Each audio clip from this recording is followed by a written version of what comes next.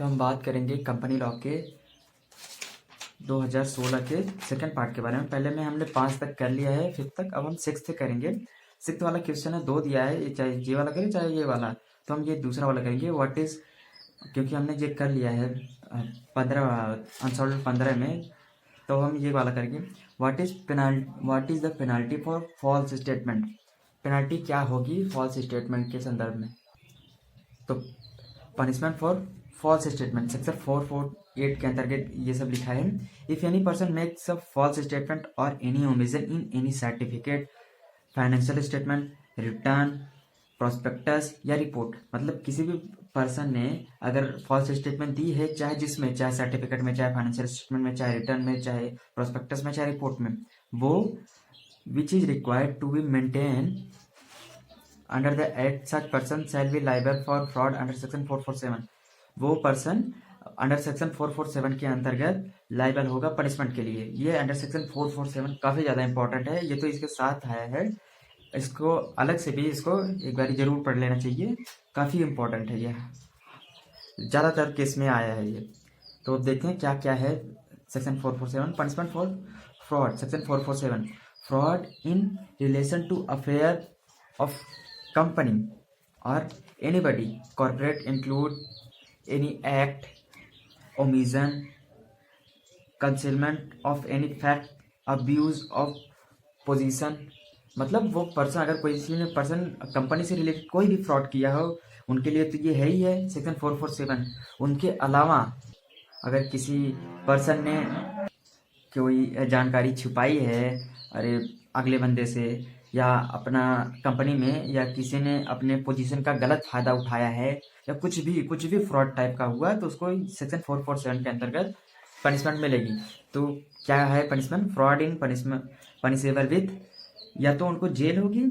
Jail कितने महीने की हो सकती है? या तो 6 महीने से 10 साल तक की जेल हो सकती है। 6 महीने से 10 साल तक कितने भी हो सकती है। फाइन लगेगा। फाइन कितना होगा? कम से कम not less than the amount of fraud but it may extend to 3 times of amount of fraud। मतलब जितना बड़े अमाउंट का उन्होंने फ्रॉड किया है, अगर उस बंदे ने 3 लाख का किया है फ्रॉड, मान लेते हैं अगर किसी बंदे ने 3 लाख का किया है, तो 3 लाख से तो कम का तो उसके ऊपर फाइन लगेगा नहीं, और कॉमनली उसको 3 टाइम्स उसका देना पड़ सकता है, मतलब 3 into 3 देना पड़ सकता है, 9 लाख तक का उसको देना पड़ सकता है।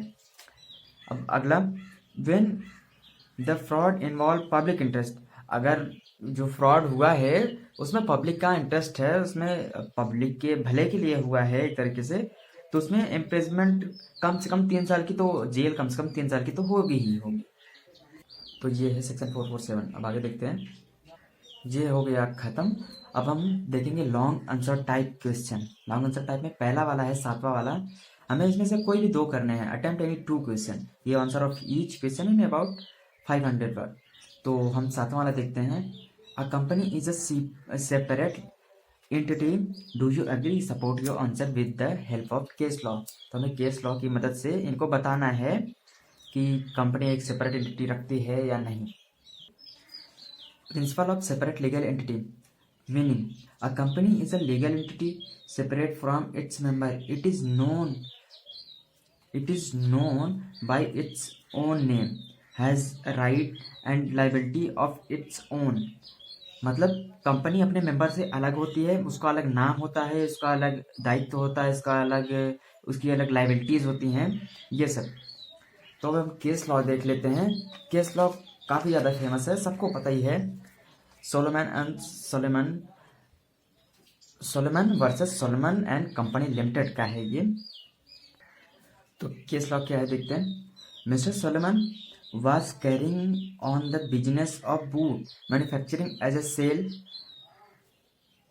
proprietor। मतलब सोलेमान एक बूट की मैन्युफैक्चरिंग कंपनी को चला रहे थे पहले।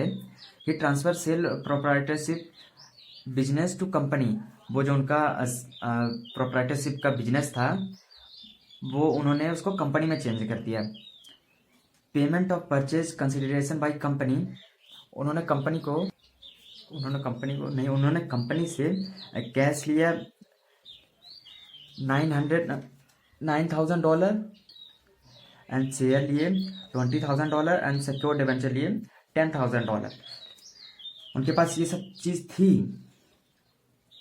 Inability to pay debt by the company on liquidation, company only has $6,000 as asset.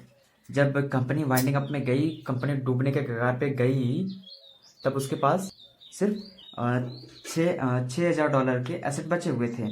तो unsecured creditor of $7,000 said one man can not owe money to himself. मतलब जो अनसिक्योर्ड डिवेंचर थे उनके पास $7,000 थे, मतलब उनका जो उसमें कंपनी में शेयर था वो $7,000 का था। तो उन्होंने बोला कि भैया कंपनी तो इन्हीं की है, ये वन मैन कंपनी इनकी खुद ही की कंपनी है और ये खुद को पैसा कैसे दे सकते हैं। तो इस पर डिसीजन आया, कोर्ट का decision of court. It was held that Solomon and company was a real company fulfilling all legal requirement. It had on identity different from its member, and therefore the secured debenture were to paid in priority to unsecured creditor.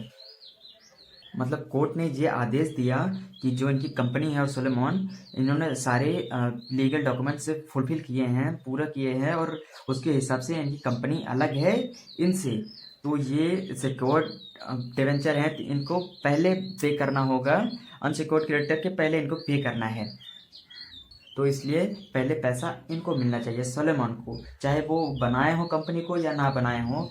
जब company incorporate हो गई, वो उसका formation हो गया, वो companies act 2013 के according हो गई, उसका एक लीगल एंटिटी खुद का हो गया, सेपरेट हो गई वो, तो उसके मेंबर उससे अलग हो गए। तो कोई भी हो अगर उसके पास सिक्योर्ड है तो पहले उसको पैसा दिया जाएगा। अब हम देखेंगे क्वेश्चन नंबर 9 देखेंगे। कोई भी कर रहा है तो जो हमें सही लगेगा वो करेंगे, क्योंकि हमने ये वाला करा रखा है 15 वाले में, जो हमने अनसॉल्व 15 किया है उसमें। तो 9 है, what do you understand by back share, by back of shares, explain in detail it's condition and procedure. तो आइए देखते हैं बाई बैक शेयर क्या है।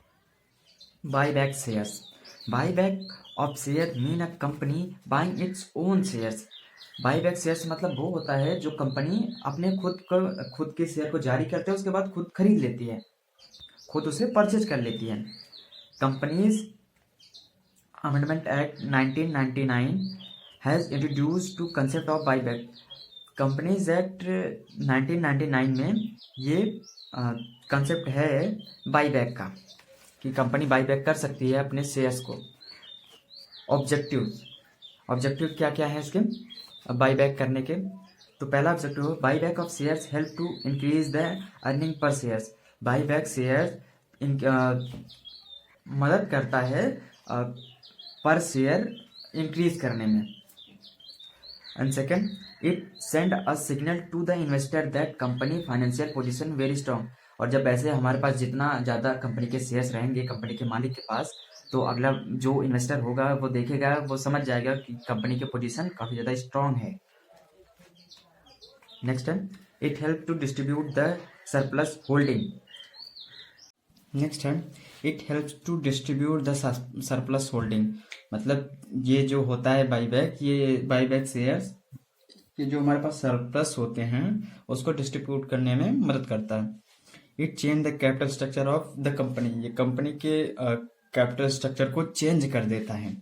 अब रीजन क्या क्या है ये हम देख लेते हैं। Reason for buybacks, to maintain a target capital structure, जो हमने टारगेट बनाया रहता है कैपिटल स्ट्रक्चर का, उसको ये मेंटेन करने में हेल्प करता है। To increase the price of shares, ये शेयर्स के प्राइस को इंक्रीज करने में मदद करता है। मतलब जब हमारे पास ज़्यादा शेयर होल्ड होंगे, हमने करके रखे होंगे, जब उसका रेट इंक्रीज हो जाएगा ज़्यादा, तब उसको हम इशू कर देंगे। अगला, to decrease the equity share capital, ये इक्विटी शेयर कैपिटल को डिक्रीज करने में मदद करता है। To use the surplus cash, ये सरप्लस कैश को यूज करने में भी हेल्प करता है। सोर्सेज ऑफ बाईबैक देख लेते हैं। फ्री रिजर्व के द्वारा ये हो सकता है। And second, security premium reserve, इसके द्वारा भी ये हो सकता है। अब देख लेते हैं प्रोविजन क्या क्या है हमारे बाईबैक के। पहला है, the buyback of shares must be done according to article of association. Article of association के अकॉर्डिंग डन होना चाहिए ये। A special resolution has been passed at a general meeting of the company. General meeting में special resolution pass करके हम buyback कर सकते हैं. And third is buyback of share must not more than 10% of the total paid up equity capital and free reserve. मतलब जो हमारा total paid up capital है 10% उसे 10% से ज्यादा का नहीं होना चाहिए बाईबैक. अगला fourth, all the shares for buyback are fully paid up. जितने हम शेयर बाईबैक करेंगे वो फुल्ली पेड अप होने चाहिए.